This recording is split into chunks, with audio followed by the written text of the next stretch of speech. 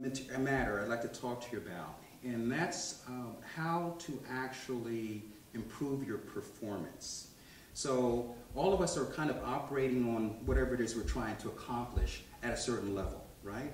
And sometimes it's taken us quite a long time to get where we want to go. I mean, people have these 5-year plans, and then in year 5 they find out that they still need another 5 years to complete on their 5-year plan.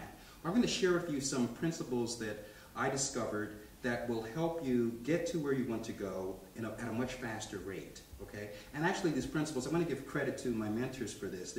The book is called The 3 Laws of Performance, and it's written by 2 authors. One of them is Stephen Safran, and the other is David Logan.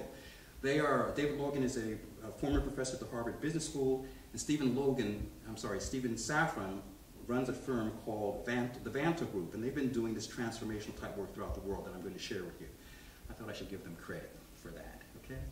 So let me share with you then the 3 laws of performance. I think these things will actually make a difference to you who are here present in this room, and you're getting what you want out of life. So the first law of performance is that people perform according to how situations occur to them, okay? Performance is correlated with how a situation occurs to you. So, for example, if you're in a business, right, and you think that the market is hopeless, right, then you're going to behave as though the market's hopeless. You're not going to go out and make phone calls. You're certainly not going to spend a lot of your time doing strategic planning, because why bother doing that? It's hopeless, right? So people perform according to how situations occur. That's the first law. The second law is that how things occur to us shows up or arises in our speaking about them. So when we are speaking about my wife, my family, my children, they don't like me, I'm not going to ever learn what I need to know, people around you respond to that in the same way. They look at you, right, and they look at your situation as something that's also hopeless. So you need to, changing your conversation, if you would, about the situation you're in creates new opportunities for that situation to be transformed and for you to be transformed in that situation, right? So that's the second law.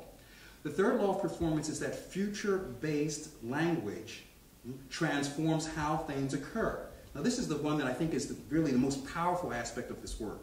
Because when you say, I'm going to go to the United States, say if you're not living in the United States, that puts you in a mode of, well, what am I going through now? Oh, I'm not employed. Well, I guess that means I have to get a job. Or I'm employed but I'm not making enough money. That means I have to get a better job. Because what you promised to do actually defines, what you promise to do in the future defines what you will do in the present.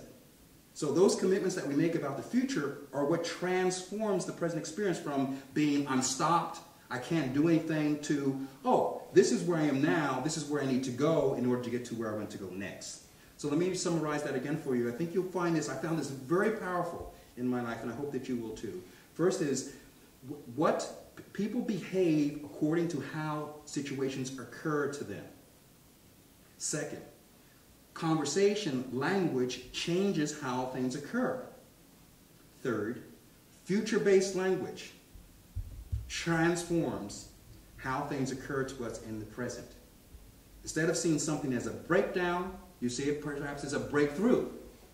I look at myself, I'm going to give you one example. A few years ago, and it's very close now, 2006, it's not actually a long time ago in my life, I was sitting here at the University of Florida, and I'm in my office, and I'm looking at my diplomas on the wall, and gifts from students and different things that I've accumulated, pictures from my travels, all of these things, and I'm in a depressed state.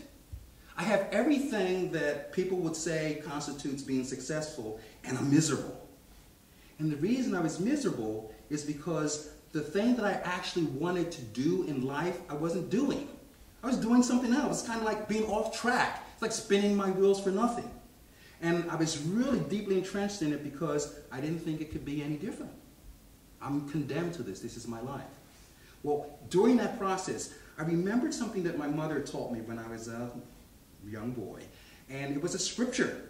And the scripture says, I can do anything through God who strengthens me.